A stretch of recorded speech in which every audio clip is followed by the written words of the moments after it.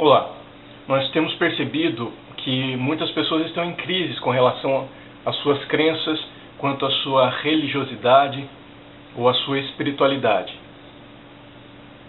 Mas o que na verdade se percebe é que essa crise na crença pessoal está sendo abalada devido ao abalo que está ocorrendo nos sistemas religiosos.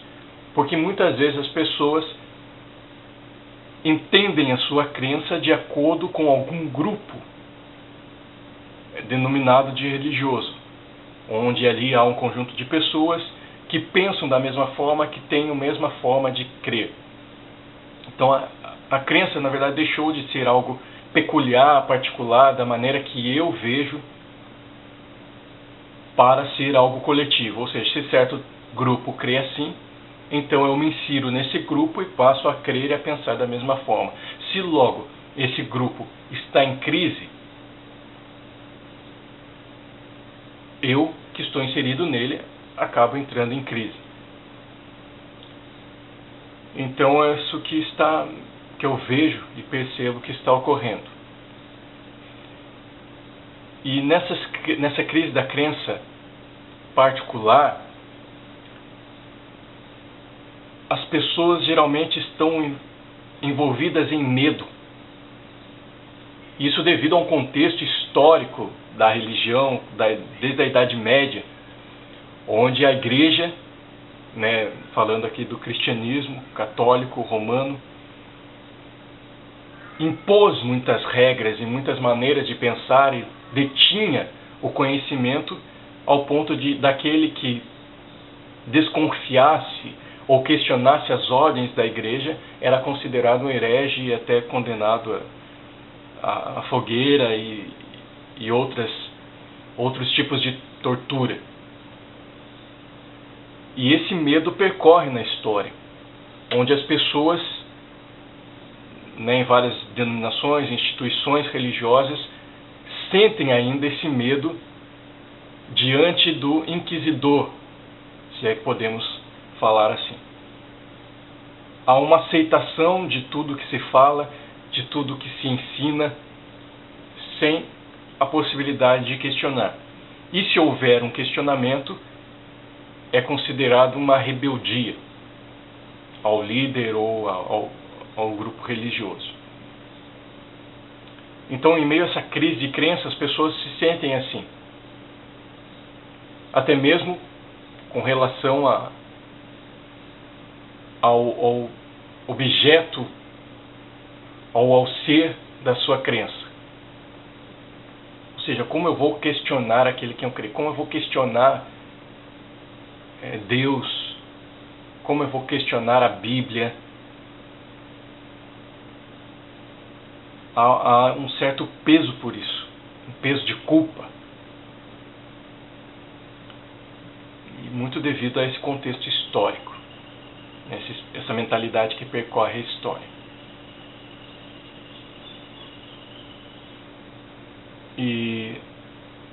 Enfim, eu vejo que a forma de crença ela é muito mais cultural, social, familiar do que talvez metafísico, espiritual.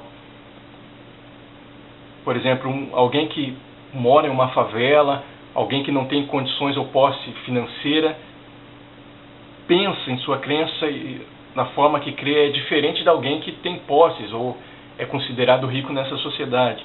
Alguém que sofreu disfunções em sua família, dificuldades na paternidade, com a sua mãe ou com seu pai, pensará de forma diferente do que alguém que não teve disfunções na sua família. Alguém que passou por algum tipo de rejeição terá sua forma de crer diferente de alguém que não passou por algum tipo de rejeição. Por exemplo, o rejeitado, aquele que se sentiu rejeitado, geralmente terá dois extremos. Ou será extremo na obediência, e isso falando da paternidade. Por exemplo, o pai ele se sentiu rejeitado pelo pai, e ele então tende a ter um comportamento de obediência extrema. ou seja, todas as figuras de autoridade, as figuras que ele vê como responsáveis, superiores, ele terá uma obediência extrema a elas. Isso para evitar novamente algum tipo de rejeição. Ou seja, para se sentir aceito, eu faço tudo, eu sou bonzinho, eu aceito tudo e faço tudo para então ali ser aceito. E isso também se transfere no meio da crença, no meio da religiosidade ou da espiritualidade. Geralmente serão aqueles bem extremos na obediência. Eu faço o jejum, eu leio a Bíblia, eu oro 5 horas por dia, eu vou nos cultos, eu vou nas sessões espíritas, enfim, seja qual for a crença. Será alguém que se entregará com muita ênfase na obediência. Porque o ser que se crê, digamos, o Deus que se crê, é alguém que está na figura de pai, na figura paterna, na figura de superior, de autoridade. Então eu preciso obedecer para que não haja nenhum tipo de rejeição por parte dele. E outro extremo será a desobediência. E a desobediência extrema vem para mostrar que, por exemplo, eu sofri a rejeição. O meu pai fez alguma coisa, ou minha mãe, eu me senti rejeitado, então eu vou contra aquilo que meu pai gosta para ser de alguma forma agressivo, para chamar a atenção para mim. Ou seja, olha como eu estou sofrendo, olha como eu sofri. Isso também se transfere na questão de Deus, religiosidade, enfim. Será alguém que não concordará com nada, alguém que será agressivo, muito agressivo com relação a Deus. Eu não quero saber de Deus, eu não quero saber de crença, porque acha que Deus irá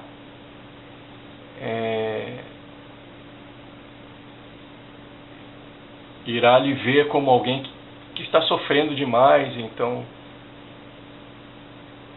vai lhe aceitar, ou ele faz isso mesmo já para evitar qualquer tipo de relacionamento, contato, para que não haja nenhuma rejeição novamente. Mas enfim, eu creio que essa questão da crença é algo muito particular, muito peculiar, e que hoje se tornou muito coletivo. Na verdade, talvez sempre foi assim, onde um grupo quer dominar a crença do outro para que esse grupo cresça, se desenvolva e tenha um certo poder.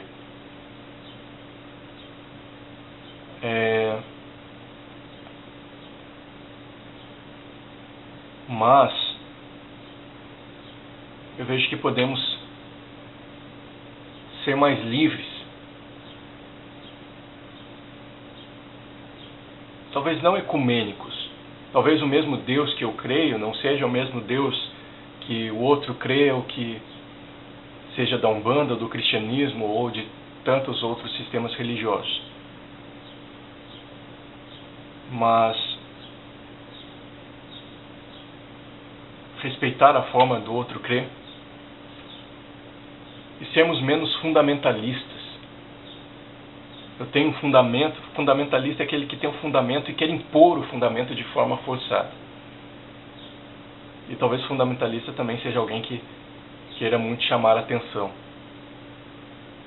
porque se sente vítima também de algum tipo de rejeição.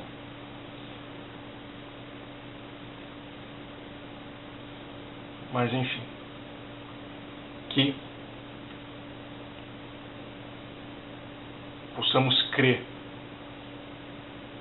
e a crença é boa e faz parte do homem, faz parte da existência humana, mas que seja uma crença saudável, livre de culpas e de pesos impostos.